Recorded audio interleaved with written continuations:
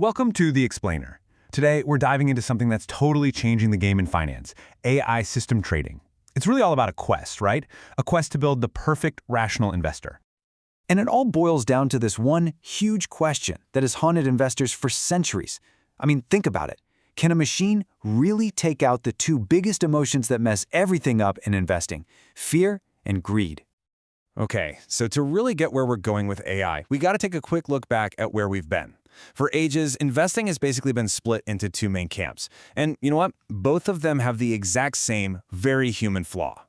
So on one side, you've got fundamental analysis. This is like being a doctor for a company, right? You're doing a full health diagnosis, digging into its books to find out what it's really worth.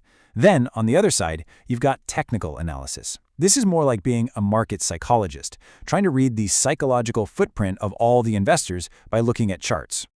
But here's the catch. No matter which path you choose, they both have this massive weak spot. They depend on a human making the final call. And we all know what happens then, right? We get swayed by our emotions, getting way too greedy when things are good and way too scared when they're not. And that very vulnerability, well, it opened the door for a third way, a completely different approach, designed from the ground up to just take human emotion out of the picture entirely. And that, my friends, is where quant investing comes in. Just look at the difference here.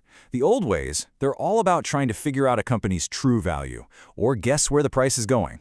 Quant investing? Totally different beast. Its only purpose is to find a statistical edge, a small but repeatable advantage. It throws human intuition out the window and replaces it with cold, hard math. So, the big question is, how does it find that statistical edge? Well, the whole thing runs on an engine built around this idea called factors. Now, a factor isn't about the nitty-gritty details of one company. Think bigger. It's a shared characteristic, something you can spot across a whole bunch of stocks that seems to explain their returns. The analogy of a common gene is perfect. It's like finding a genetic marker that predicts how a whole group will behave.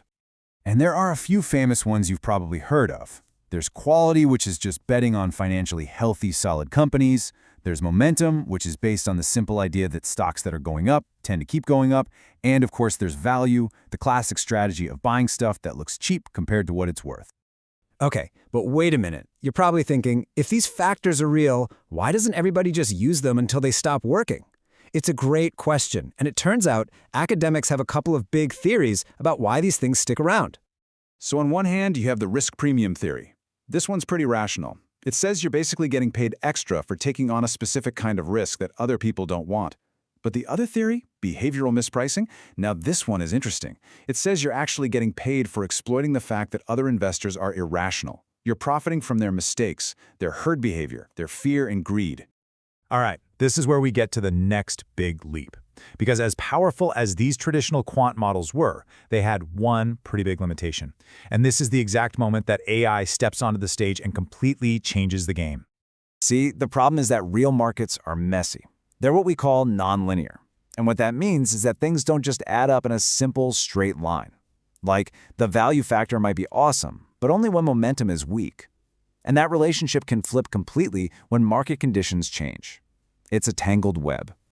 And this is AI's superpower. For one, it can see those super complex, tangled relationships automatically, stuff a human analyst would just never ever spot.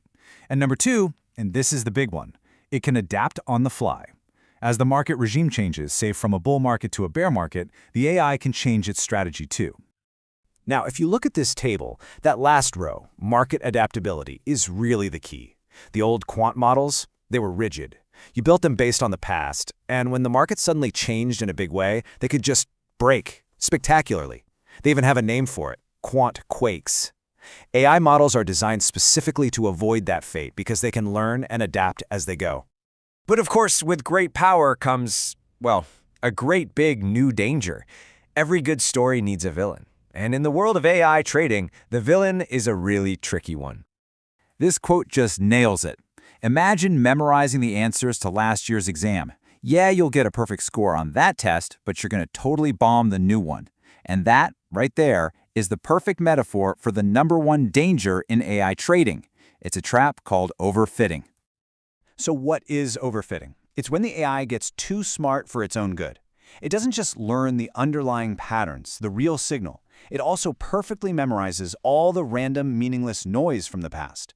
So it becomes this amazing historian that can tell you everything about what happened.